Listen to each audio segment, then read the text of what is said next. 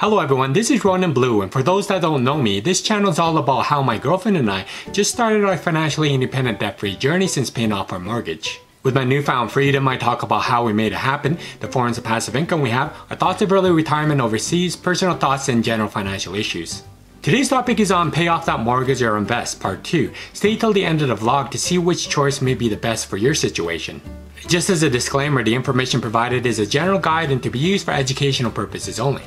So let's just jump right into it and start part 2 of paying off the mortgage or investing. We left off part 1 talking about some places to invest. Some even say that cash is king. Check out my previous vlog on the topic. You may have a $10,000 emergency situation someday, and having some of that cash will help quite significantly. You might also be motivated in becoming debt-free as well. You might hate being in debt and willing to adopt a temporary frugality weapon to reduce spending to get your mortgage paid off quickly.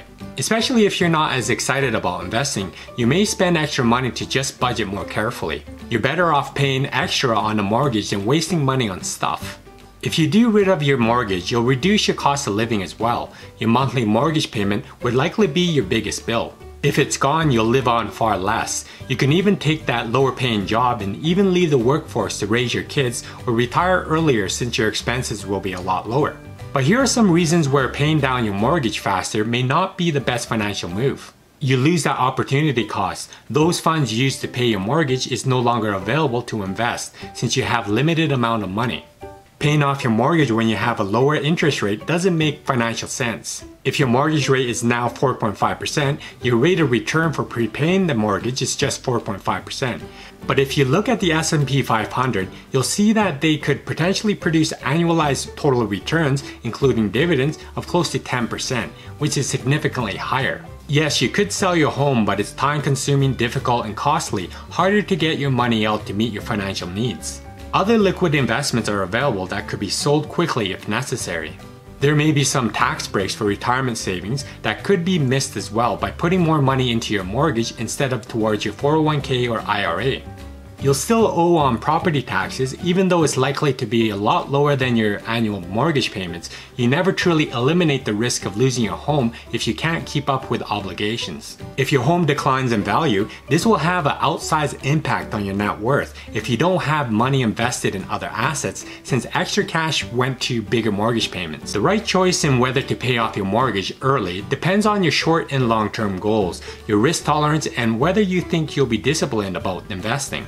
The key question to ask when weighing mortgage paydown is what you do with the money instead. Could you earn a higher return somewhere else than you could with a mortgage paydown? If you have no other debt and your alternative to mortgage paydown is to invest in something, then you are guaranteed to earn whatever your mortgage rate is, less the amount of any tax breaks you're receiving, and you'll only need to pay your property tax each year. If you're planning for financial independence means that you'd need to consider even more factors to find the right answers for yourself. To invest or pay off the mortgage is the #1 question.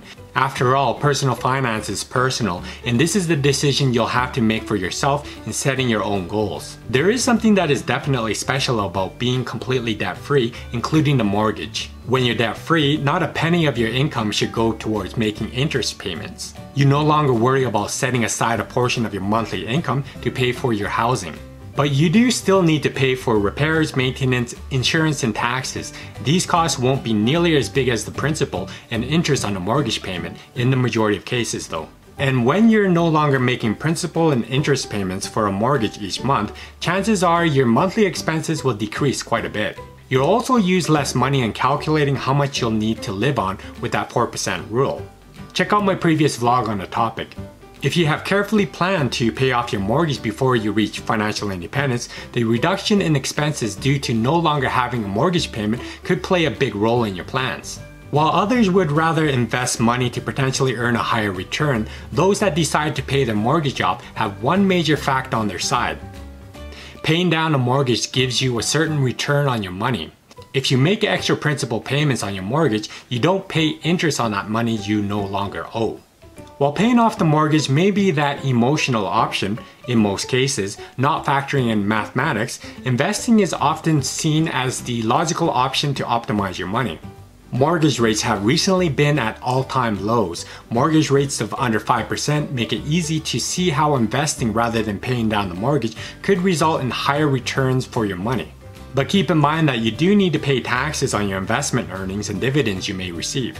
But what matters the most is in deciding what would be the best for you in your situation.